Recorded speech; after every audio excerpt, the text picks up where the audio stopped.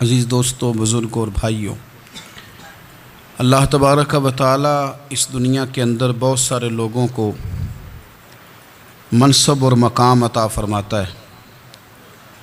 بہت سارے لوگ ایسے ہوتے ہیں جنہیں اللہ تبارک و تعالی زندگی میں بڑے بڑے مواقع عطا کرتا ہے۔ وہ چاہیں تو اس موقع سے اپنے ذاتی مفادات حاصل کریں اور چاہیں تو ان اچھے مواقع کو ملت کی، مذہب کی، قوم کی خدمت کے لیے وقف کر دیں۔ کچھ لوگ ایسے ہوتے ہیں کہ جو کسی مقصد کے حصول کی طرف سفر تو کر رہے ہوتے ہیں، لیکن اس کے پیچھے زیادہ تر ان کے ذاتی مفادات کار فرما ہوتے ہیں، اور وہ اپنے دنیاوی مقاصد کے لیے، اپنے اور اپنے خاندان کے دنیاوی فوائد کے لیے کوشش کر رہے ہوتے ہیں۔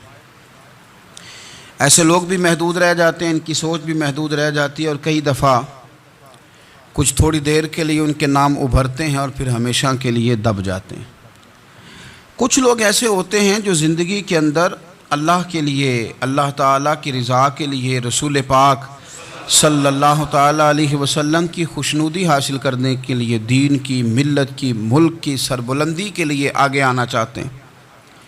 میرا رب کریم قرآن مجید سورہ حج میں ارشاد فرماتا ہے کہ الذین ان مکناہم فی الارض، کچھ لوگ ایسے ہیں کہ اگر ہم انہیں زمین میں اقتدار دیں، زمین میں اگر ہم انہیں قابو دیں تو وہ کیا کریں گے؟ اقاموا الصلاۃ و آتوا الزکوٰۃ، وہ نماز قائم کریں گے، زکوٰۃ ادا کریں گے، وامروا بالمعروف، نیکی کا حکم دیں گے، ونہوا عن المنکر، اور لوگوں کو بری باتوں سے منع کریں گے۔ وہ دینی، فکری، اصلاحی انقلاب برپا کر دیں گے، نماز کو عام کریں گے، زکوٰۃ کو عام کریں گے، بھلائی کا حکم دیں گے اور برائی سے منع کریں گے۔ اللہ تبارک و تعالیٰ نے ان لوگوں کو جب اقتدار دیا، وہ کون لوگ تھے؟ سیدنا صدیق اکبر، حضرت فاروق اعظم، سیدنا عثمان غنی، حضرت مولا علی رضوان اللہ تعالی علیہم اجمعین۔ اللہ نے جب ان لوگوں کو اقتدار دیا زمین کے اندر، اللہ تبارک و تعالی نے انہیں نبی پاک علیہ الصلاۃ والسلام کی نیابت کے لیے چنا، تو ان لوگوں نے یہ انقلاب برپا کیا، نمازیں عام ہو گئیں، شوق سے لوگ صدقات و خیرات دینے لگے، بھلائی عام ہوئی، برائی کا کلا کما کیا گیا۔ ہمارے ہاں بھی لوگ احتساب کی باتیں کرتے ہیں، ہمارے ہاں بھی لوگ کہتے ہیں کہ میں رشوت خوری کو، کرپشن کو، ناجائز چیزوں کو ہمیشہ کے لیے جڑ سے اکھیڑ پھینٹوں گا۔ لوگ دوسروں سے مطالبہ کرتے ہیں کہ یہ سارے کام جائز کریں، لیکن خود اس پر عمل کرنے کو تیار نہیں ہوتے۔ یاد رکھ لیں کہ یہ جو احتساب ہے، یہ انسان کی اپنی ذات سے شروع ہوتا ہے۔ آپ جب نظام احتساب دنیا کے اندر مستحکم کرنا چاہتے ہیں تو اس میں پھر آپ کو اپنی ذات کو سامنے پیش کرنا پڑے گا۔ آج ہم بات کرنے جا رہے ہیں سیدنا فاروق اعظم رضی اللہ تعالیٰ عنہ۔ تو جناب عمر فاروق رضی اللہ تعالیٰ عنہ کا جو نظام احتساب ہے، انہوں نے اس کو گھر سے شروع کیا تھا، اپنے آپ سے اس کا آغاز فرمایا تھا۔ ہمارے ہاں یہ ہوتا ہے کہ جس بندے کے اکاؤنٹ میں اچھے خاصے پیسے ہیں، وہ بل جمع کرانے جائے تو اسے لائن میں نہیں لگنا پڑتا، مینیجر صاحب اسے آگے بلا لیتے، تو وہ بعد میں کیا کہہ رہا ہوتا ہے؟ کہتا ہے دیکھو اللہ نے کتنی عزت دی ہے، مجھے لائن میں نہیں لگنا پڑا۔ بھائی لائن میں لگنا تو آپ کا یہ تھا کہ آپ سمجھتے کہ سارے مسلمان ہیں، مومنین ہیں، برابر ہیں، تو میں کسی کو تکلیف میں مبتلا نہ کروں۔ جب آپ آگے چلے گئے تھے تو آپ نے بہت سارے لوگوں کا حق مارا تھا، وہ لائن میں جو لگے ہوئے تھے ان کا وقت لمبا ہو گیا تھا۔ آپ نے تو اپنے آپ کو احتساب کے لیے پیش ہی نہیں کیا، بلکہ آپ نے کہہ دیا کہ جناب میرا تو رتبہ اعلیٰ ہے، لہذا یہ میرا حق بنتا تھا، مجھے تو استحکام ملنا چاہیے تھا۔ یہاں بہت سارے لوگوں نے اپنے حق میں چیزوں کو اور رنگ میں پیش کیا۔ سیدنا فاروق اعظم رضی اللہ تعالیٰ عنہ نے اس نظام احتساب کو اپنے گھر سے شروع فرمایا۔ حضرت عمر فاروق رضی اللہ تعالیٰ عنہ اپنے بچوں سے فرمایا کرتے تھے کہ جب میں حکم لوگوں کو کروں گا نا، اپنی رعایا کو، مسلمانوں کو میں کوئی حکم دوں گا تو تمہیں پہلے اس پر عمل کرنا پڑے گا۔ آپ فرمایا کرتے تھے یاد رکھنا، لوگ تمہیں اس طرح دیکھیں گے، لوگ اس طرح تمہیں دیکھیں گے جس طرح گوشت کھانے والا پرندہ گوشت کو دیکھا کرتا ہے. چیل گوشت کھاتی ہے تو کیا کبھی اس کو پیغام بھیجنا پڑا ہے کہ تو آجا یہاں گائے مر گئی ہے, بھینس مر گئی ہے؟ خود بخود اس کی نظر ہوتی ہے, وہ پہنچ جاتی. جناب عمر فرمانے لگے میرے گھر والوں, میرے بیٹوں, میری بیٹیوں, میری اہلیہ, لوگ تمہیں اس طرح دیکھیں گے جس طرح گوشت کھانے والے پرندے دیکھتے ہیں. لہذا میں جب کسی کو عمل کروں تو پہلے تمہیں اس پر عمل کرنا پڑے گا جب میں کسی کو حکم دوں. آپ فرمانے لگے یاد رکھنا اگر تم نے میرا حکم نہ مانا تو غیروں نے حکم نہ مانا تو انہیں ایک سزا ملے گی, اور اگر میرے گھر والوں نے نہ مانا تو ڈبل سزا ملے گی.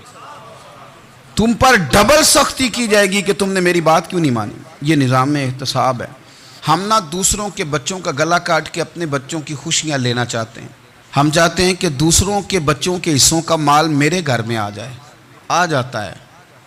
کچھ لوگوں کی سیاست چل جاتی ہے, کچھ لوگوں کا فریب اور فراڈ کام کر جاتا ہے, لیکن وہ گھر روشن نہیں ہوتے. ان گھروں میں پیسہ ہوتا ہے پر قرار رخصت ہو جاتا ہے. ان گھروں میں آسانیاں اور وسعتیں تو آ جاتی ہیں لیکن ایک دوسرے کا احترام ختم ہو جاتا ہے. سیدنا فاروق اعظم رضی اللہ تعالیٰ عنہ کا یہ طریقہ تھا کہ وہ اپنے بچوں پر سختی کرتے. آپ ہمارے ملک میں یہ نظام ہے, موجودہ حکمران ہو یا ان سے پچھلے, بچے سب کے ملک سے باہر رہتے ہیں. یہاں رہتے ہیں تو محلات میں, باہر جاتے ہیں تو بڑی بڑی آسائشوں میں. ان کے بچوں کے لیے قانون بھی الگ سے ہیں, قاعدے بھی الگ سے ہیں, اور ہمارے ملک کے اندر تو ایک باقاعدہ پروٹوکول کا سسٹم ہے. اس سسٹم سے گزر کر بڑے بڑے لوگ چلنا پسند کرتے ہیں. ہمارے زمانے میں بھی کچھ چیزیں سرکاری ہوتی ہیں خالص, لیکن عجیب نظام ہے نا, ہر چیز کا کرایہ بڑھ جاتا ہے, سرکاری دکان کا نہیں بڑھتا. باقی دکانیں 5-6 سال کے لیے ملتی ہیں, سرکاری دکان پہ آپ قبضہ کرنا چاہیں تو پورے 100 سال کے لیے مل جاتی ہے. چونکہ یہ عام عوام کی پراپرٹی ہے تو اس کے ساتھ جو مرضی کو سلوک کرے. ایک سرکاری چراگاہ تھی جس کے اندر جانور چرا کرتے تھے. ہمارے ہاں بھی پنجاب میں کچھ جگہیں ہوتی ہیں تو ہم لوگ کہتے ہیں شام لاٹ ہے. سرکاری چراگاہ میں جانور چرا کرتے تھے. حضرت عمر فاروق رضی اللہ تعالیٰ عنہ کے صاحبزادے سیدنا عبداللہ ابن عمر رضی اللہ تعالیٰ عنہ نے بھی ایک اونٹ خرید لیا. تو سب لوگوں کے جانور سرکاری چراگاہ میں چرتے تھے, آپ نے بھی اپنا جانور وہاں چرنے کے لیے, کھانے پینے کے لیے چھوڑ دیا. وہ جب اونٹ آیا تو پتلا تھا, کچھ دنوں کے بعد وہ فربا ہو گیا, طاقتور ہو گیا, موٹا تازہ ہو گیا. حضرت سیدنا عبداللہ ابن عمر رضی اللہ تعالیٰ عنہ نے بیچا تو وہ ڈبل قیمت سے بھی زیادہ کا بکا, کیونکہ پہلے دبلا پتلا تھا, اب موٹا تازہ فربا ہو گیا. حضرت سیدنا فاروق اعظم رضی اللہ تعالیٰ عنہ کو پتہ چلا تو بلایا, فرمایا پتر اونٹ بیچ دیا ہے؟ ابا جی بیچ دیا ہے. فرمایا کتنے کا خریدا تھا؟ اتنے کا. بیچا کتنے کا؟ ڈبل قیمت بتائی. فرمایا اس طرح کر کے اصل رکھ لے اور جو اوپر ملی ہے مجھے دے دے. حضور آپ نے کیا کرنی ہے؟ فرمایا میں سرکاری خزانے میں جمع کروں گا. حضور کیوں؟ فرمایا اس لیے کہ تیرا اونٹ سرکاری جگہ پہ چرا کرتا تھا, وہ گھاس سرکاری جگہ سے کھاتا تھا. حضور سب کے کھاتے. حضرت عبداللہ ابن عمر کہنے لگے سب کے کھاتے ہیں. آپ فرمانے لگے تو سب میں شامل نہیں ہے, تو امیر المومنین کا بیٹا ہے, تجھے میں یہ حق نہیں دے سکتا, تیرے اوپر تھوڑی سختی زیادہ کی جائے گی, تجھے یہ حق نہیں ملے گا. تو اپنے اونٹ کو چونکہ سرکاری چراگاہ میں چرایا کرتا تھا, لہذا تجھے وہ جو اصل رقم یہاں جمع کرانی پڑے گی. ہمارے تو بچے پہلی بات تو یہ ہے کہ بات ہی نہیں سنتے. یہ سب کے بچوں کی بات کر رہا ہوں, وہ ٹیچر کے بچے ہوں, سیٹھ کے بچے ہوں, پیر کے بچے ہوں, امام صاحب کے بچے ہوں, کسی کے بچے ہوں, پہلے تو سنتے نہیں. اور اللہ خیر کرے اگر آپ کوئی سنانا چاہیں تو فوری طور پر وہ ہوم منسٹری کے پاس پہنچ جاتے ہیں, ان کی اماں ان کی وکیل بن جاتی, آپ کہہ ہی کچھ نہیں سکتے. حالات رخ بدل جاتے. اس کا نقصان یہ ہوتا ہے کہ ان کو تراشا نہیں جا سکتا, ان کو ہیرے نہیں بنایا جا سکتا. ان کے اوپر کچھ ایسی میل کچیل چڑھ جاتی ہے جو بڑی عجیب و غریب ہوتی. اور کچھ لوگ ایسے ہوتے ہیں جو خرابی کرنے میں بھی اپنا کردار ادا کرتے ہیں, خرابی کرنے میں. اور بڑے لوگوں سے منسلک ہونے کے لیے لوگ رستے تلاش کرتے ہیں, رستے. میں چونکہ چیزوں کا مطالعہ کرنے کا بڑا شوقین ہوں تو میں میری والدہ داخل تھیں کئی سال پہلے ہسپتال میں، تو مجھے اس ہسپتال میں کچھ دن رہنا پڑا، ایک پرائیویٹ ہاسپٹل تھا، تو اس میں انہوں نے جگہ جگہ لکھ کے لگایا تھا ملازمین کو بخشیش نہ دیں، ہم ان کو بڑی اچھی معقول تنخواہ دیتے ہیں، سیلری بڑی عمدہ ہے، تو لوگ بخشیش نہ دیں۔ میں نے جو مینجمنٹ کے لوگ تھے ہاسپٹل کی، ان میں سے ایک سے میں نے کہا کہ اگر کوئی بندہ اپنی خوشی سے دینا چاہے تو آپ نے بڑا موٹا لکھ کے لگایا برائے مہربانی ان کو بخشیش نہ دیں۔ اس نے بڑی قیمت، سادہ آدمی تھا پر میری بڑی اس نے مجھے بات بتائی، مجھے نفع ہوا۔ کہنے لگے مولوی صاحب جب کچھ امیر لوگ ہسپتال میں مریض لے کے آتے ہیں تو وہ صفائی والے کو پہلے ہی 500 روپیہ دکھا لیتے ہیں آتے ہی، پھر وہ جیسے آواز دیتے ہیں صفائی والے فٹافٹ اندر آتے ہیں، ان کا کمرہ صاف کرتے ہیں۔ تو سارے تو بیچارے اتنے مالدار نہیں ہوتے کہ آتے ہی پہلے کام والے کو 500 دیں۔ پھر نقصان کیا ہوتا ہے کہ یہ جن کی ذمہ داری ہے بہت ساری ڈیوٹیاں کرنے کی، یہ ڈیوٹی نہیں کرتے، یہ پلٹ کے ان کی طرف دیکھتے ہیں جن کے گھر سے سالن صحیح آتا ہے، ادھر ان کی توجہ زیادہ ہو جاتی ہے، جو نوٹ ان کو زیادہ دکھاتے ہیں، جو پھل لے کے آتے ہیں تو آدھا ان کو دیتے ہیں۔ تو ہم یہ کہتے ہیں یہ کام ہی نہ کرو، یہ اپنی تنخواہ پہ کام کریں تاکہ ہر آنے والے کا درد سمجھیں، ہر ایک کو یکساں یہ سروسز فراہم کریں۔ تو ہم یہ کام کرتے ہیں، ہم ایم پی اے کے اور کسی سے ہمارا تعلق نہ بنے تو ہم جناب اس کے ڈرائیور سے ہی تعلق بنا لیتے ہیں، ہم وہ جو آپریٹ کرنے والا ہوتا ہے ٹیلی فون اسی سے بڑا تعلق بناتے ہیں، اس کو مٹھائی کا ڈبہ جلدی پہنچا دیتے ہیں۔ تو اسی طرح سے بڑے لوگوں کی اولادوں کو بگاڑا جاتا ہے۔ حضرت عاصم بن عمر رضی اللہ تعالیٰ عنہ، یہ سیدنا فاروق اعظم کے بیٹے تھے، مصر گئے تو لوگوں کو پتہ چلا حضرت عمر کے بیٹے آئے، لوگوں نے تحفے دیے، بڑی بڑی چیزیں آپ کو دی، حضرت عمر کا بیٹا آیا ہے، بڑے گفٹ دیے۔ تو صاحبزادے واپس آئے تو ان کے پاس بڑے تحائف تھے، سیدنا عمر فاروق رضی اللہ تعالیٰ عنہ نے دیکھا تو فرمایا ادھر لانا تحفے۔ کہا ابا جی لوگوں نے مجھے دیے ہیں۔ فرمایا تو نے کیوں بتایا تھا کہ میں امیر المومنین کا بیٹا ہوں؟ کہا حضور ان کو ویسے ہی پتہ چل گیا۔ فرمانے لگے پتر یہ تحفے تمہیں اس لیے ملے ہیں کہ تم امیر کے بیٹے ہو، یہ تحفے تمہارا حق نہیں، چونکہ تمہیں اس کرسی کی وجہ سے ملے ہیں اور یہ کرسی مسلمانوں کی ہے، لہذا یہ حق بھی مسلمانوں کا ہی ہے، یہ لا سارے مال غنیمت میں جمع کیے جائیں۔ آپ اپنے گھر سے جب احتساب شروع کرتے ہیں، اپنے گھر سے، اور یہ یاد رکھیں یہ جو لوگ آتے ہیں آپ کے بچوں کو نوازنے کے لیے، یہ انہیں خراب کرتے ہیں، بگاڑ پیدا کرتے ہیں، یہ عجیب و غریب سی چیزوں میں مبتلا کر دیتے ہیں، بچوں کا نقصان ہوتا ہے کل کلام۔ پھر جو شاپر اچھا لے کے آئے پیر صاحب کے بچے ذرا اس سے پیار سے ملتے ہیں، نقصان ہو جاتا ہے، یہ دستے نگر ہو جاتے ہیں، یہ لوگوں کی طرف جیتے ہیں، دوسروں پہ ڈیپینڈ کرنے لگتے ہیں۔ حضرت ابو موسیٰ اشعری رضی اللہ تعالیٰ عنہ نے پہلے تو ایک قلین بڑا سونا تھا، تو آپ نے حضرت عمر کے گھر بھیج دیا کہ چلو ان کے گھر میں ان کی اہلیہ بچھا لیں گی، کہیں سے تحفہ آیا۔ پھر وہ جس کمرے میں مال غنیمت اور خزانہ رکھا جاتا تھا اس کی صفائی کر رہے تھے تو ایک دینار مل گیا، تو وہ دینار بچے سارے جا رہے تھے تو ان میں سے حضرت عمر کے ایک بیٹے کو چھوٹے کو بلایا اور بلا کے کہا پتر یہ دینار لے لو۔ حضرت عمر نے دیکھا کہ بیٹے کے ہاتھ میں دینار بھی ہے اور گھر میں قالین بھی ہے، ایک موقع پہ وہ قالین گیا، ایک موقع پر بچے کو ایک دینار دیا، تو حضرت عمر اپنی اہلیہ سے پوچھنے لگے یہ کہاں سے آیا قالین؟ کہا جناب ابو موسیٰ اشعری رضی اللہ تعالیٰ عنہ نے بھیجا ہے۔ بیٹے سے پوچھا دینار کہاں سے آیا؟ کہا مجھے انہوں نے ہی دیا ہے۔ آپ نے وہ دینار بھی لیا اور قالین بھی لیا اور اس کو لپیٹا اور جناب ابو موسیٰ اشعری کو بلایا اور اتنے سخت ناراض تھے، فرمانے لگے ابو موسیٰ اشعری سے کہنا میرے پاس پیدل آئے، گھوڑے پہ نہ آئے۔ اور جب آئے حضرت ابو موسیٰ اشعری تو جناب عمر اتنے ناراض ہوئے کہ وہ قالین لپیٹ کے تو ان کے سر پہ مار دیا۔ فرمانے لگے پکڑو اپنا دینار، تمہیں پورے مدینے میں میرے بیٹے کے علاوہ کوئی اور نہیں ملے تھا جسے تم خراب کر سکو، میرا پتر ہی ملا تھا بگاڑنے کی، کس نے اجازت دی تم میرے بیٹے کو دینار دو؟ کیوں لائے تم میرے گھر میں قالین؟ حضرت عمر فاروق رضی اللہ تعالیٰ عنہ فرمانے لگے میں زمین پہ سونے کا عادی ہوں، زمین چٹیل بھی ہو تو رب کا بندہ بن کے سوتا ہوں تو اللہ مجھے آرام اور سکون کی نیند عطا فرما دیتا ہے، مجھے تمہارے مخملوں کی اور قالینوں کی ضرورت نہیں ہے۔ احتساب یہاں سے شروع ہوتا ہے بھائی، یہاں ہم نہ اپنے گھر میں بیٹھ کے مایوس باتیں کرتے ہیں، اور فلانے کے بچے کہاں پہنچ گئے، فلانے کے بعد بڑا پیسہ آ گیا، میں کچے مکان میں رہوں، میں یہ کروں، دیکھو مجھے نہیں سہولی۔ یہ تو آپ مایوسی والی باتیں کر رہے ہیں، یہ تو آپ کمزور باتیں کر رہے ہیں۔ یہ تو اس طرح کی باتیں تو ہارے ہوئے لوگ کرتے ہیں۔ اس طرح کا لب و لہجہ تو ان لوگوں کا ہوتا ہے جو احساس کمتری کا شکار ہوتے ہیں۔ یہ آپ نے کس طرح کا لب و لہجہ، اور اپنے بچوں کو آپ بھکاری بنا رہے ہیں تاکہ دوسروں کو دیکھیں تو مایوس ہو جائیں۔ اٹھ باندھ کمر کیوں ڈرتا ہے، پھر دیکھو خدا کیا کرتا ہے۔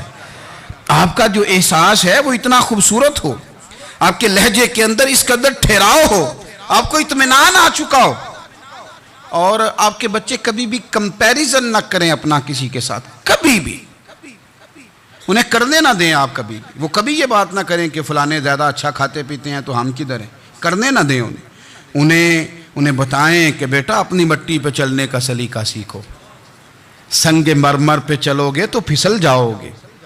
ان کو بتائیں کہ جو تمہارے پاس ہے یہ خدا کا عطیہ ہے، اسی پر تم نے قناعت کرنی کبھی بھی۔ حضرت زید بن حارثہ سے نبی پاک صلی اللہ علیہ وسلم کو بڑا پیار تھا۔ پھر ان کے بیٹے حضور کے غلام زادے حضرت اسامہ بن زید کے ساتھ بھی حضور بڑا پیار کرتے۔ لیکن یہ تو مسلمہ حقیقت ہے نا کہ عظمت اور شان تو سیدنا فاروق اعظم کی زیادہ ہے۔ امت کا اتفاق ہے کہ نبیوں کے بعد سب سے بڑا درجہ جناب صدیق اکبر کا، اور پھر اللہ نے مقام عطا کیا حضرت فاروق اعظم کو۔ یہ بڑے لوگ تھے۔ ایک دفعہ مال تقسیم ہو رہا تھا تو حضرت عمر رضی اللہ تعالیٰ عنہ نے حضرت اسامہ بن زید کو 4000 دینار دیے، اور اپنے بیٹے عبداللہ ابن عمر کو 3000 دینار دیے۔ تو حضرت عبداللہ ابن عمر گھر جا کے کہنے لگے، ابا جی اسامہ میں وہ کون سی خوبی ہے جو میرے اندر نہیں، اور اسامہ کے باپ میں وہ کون سی خوبی ہے جو آپ کے اندر نہیں۔ تو حضرت عمر کی عاجزی دیکھیے، حالانکہ بالاتفاق دنیا جانتی ہے کہ جناب عمر فاروق رضی اللہ تعالیٰ عنہ افضل ہیں، پھر بھی پتہ اپنے بیٹے سے کیا کہتے ہیں؟ فرماتے ہیں او سن یار، وہ خدمت گزار ہیں نبی پاک کے، وہ بھی حضور کے گھر میں ڈیوٹی کرتے، نوکری کرتے، اور ان کے بیٹے بھی حضور کی نوکری کرتے، یہ خدمت گزار ہیں۔ فرمانے لگے اگر تو نے پوچھ لیا تو سن، پھر میری تو رائے یہ ہے کہ تیرے سے زیادہ اسامہ بن زید حضور کی نظر میں پیارے ہیں، اور اسامہ کا باپ تیرے باپ سے زیادہ نبی پاک کا پیارا ہے۔ کوئی کمپیریزن کرنے نہیں دیا، بچوں کو کسی ایسی جگہ کھڑے ہونے نہیں دیا۔ فرمایا یہ وجہ ہے، یہ انداز ہے کہ تو زیادہ پیارا ہے۔ حضرت عمر فاروق رضی اللہ تعالیٰ عنہ پسند نہیں کرتے تھے، ذرا برابر بھی پسند نہیں کرتے تھے کہ کوئی شخص اور مال آتا تو اپنے رشتہ داروں کو نوازنے سے بچتے۔ مال غنیمت آتا ہے نا، ہمارے ہاں تو اللہ خیر کرے جب کوئی بندہ کونسلر بنتا ہے، چیئرمین بنتا ہے، تو ٹھیکہ کس کو دیتا ہے؟ کوئی چلو بھتیجا مل جائے، کوئی بھانجا مل جائے، کوئی چھوٹا بھائی، اسے بھی کام مل جاتا ہے ساتھ۔ نوازنے پہ لوگ آتے ہیں تو وہ تلاش کرتے ہیں کہ کہاں کو میرا ہے، وہ ٹینڈر ہی ان کے نام کے پاس ہوتے ہیں جن کی طرف ذرا نظر کرم زیادہ ہوتی۔ حضرت عمر فاروق مال تقسیم کر رہے تھے تو بیٹی آگے کہنے لگی، ابا جی رشتہ داروں کا بھی حق ہوتا ہے، آپ سب کو دیتے ہیں، آپ کے قریب ہی نہیں آتے۔ تو حضرت عمر فاروق نے کیا لفظ کہے، کیا حقیقت ہے، کیا حسن ہے۔ فرمانے لگے پتر یہ مال تیرے باپ کا نہیں مسلمانوں کا ہے، جب تیرے باپ کا ذاتی مال ہوگا تو اپنے رشتہ داروں کو دے گا، یہ مسلمانوں کا مال ہے، یہ اسی حساب سے تقسیم ہوگا جو عدل کا حساب ہے، جو ترازو ٹھیک ہے۔ فرمایا تو مجھے یہ مشورہ نہ دے، یہ مسلمانوں کا مال۔ یہاں سے نظام احتساب شروع ہوتا ہے، یہاں سے انسان آگے بڑھتا ہے، اور پھر کوئی تکلف نہیں کسی پر حضرت عمر کا، کوئی چھوٹا ہے یا بڑا ہے۔ حضرت ابو سفیان رضی اللہ تعالیٰ عنہ سردار رہ چکے ہیں مکے کے، بڑے آدمی، لیکن نظام احتساب میں کوئی چھوٹا بڑا نہیں ہوتا۔ حضرت عمر فاروق مکہ مکرمہ گئے تو لوگوں نے کہا حضور جناب ابو سفیان نے نا گلی میں پتھر رکھے، اور بہت سارے لوگوں کو رستوں میں تکلیف ہو رہی ہے۔ تو حضرت ابو سفیان رضی اللہ تعالیٰ عنہ سے بھی لوگ کہہ دیتے تو وہ بھی اٹھا دیتے، لیکن لوگوں نے چونکہ وہ سردار تھے، بڑے تھے، تو لوگوں نے ان سے کہا نہیں۔ حضرت عمر جب آئے تو کہا تو جناب عمر نے پرواہ نہیں کی، خود آئے جناب ابو سفیان سے کہا یہ پتھر آپ نے رکھے؟ کہا حضور ہاں۔ فرمایا یہ بھی اٹھائیے، یہ بھی اٹھائیے، یہ بھی اٹھائیے۔ جب وہ اٹھا رہے تھے تو حضرت عمر کہہ رہے تھے شکر نہیں اللہ کا کہ عمر کہہ رہے ہیں اور ابو سفیان مانتے جا رہے ہیں. شکر نہیں. یہ نظام احتساب ہے کہ بڑا ہو یا چھوٹا ہو اس کو یہ حق حاصل نہیں ہے کہ مسلمانوں کو وہ کسی تکلیف میں کسی بھی صورت میں مبتلا کرے, کہیں بھی کسی جگہ بھی, اس کو یہ والی اجازت نہیں. حضرت سیدنا عمر فاروق رضی اللہ تعالی عنہ. پھر ایک اور بات تھی, میں کئی دفعہ یہ بات کہتا ہوں اور مجھے ذاتی طور پر اس کا بڑا تجربہ ہے. کچھ لوگ نا خوشامد پسند ہو جاتے ہیں, بڑی عمدہ تعریف کرتے ہیں, اوئے ہوئے ہو پول باندھتے ہیں پورے. آپ کے پاس آئیں گے تو کہیں گے جناب آپ سے زیادہ اچھا بندہ ہی کوئی نہیں. تو وہ نا آپ سے کام نکلواتے ہیں, پھر وہ کسی دوسرے کے پاس جاتے ہیں تو اسی طرح کا رویہ وہ دوسروں کے ساتھ کرتے ہیں.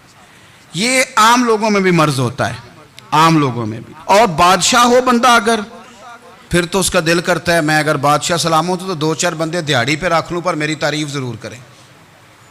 پابندی ہوتی ہے, لوگ یہ کام بڑے شوق سے کرتے ہیں.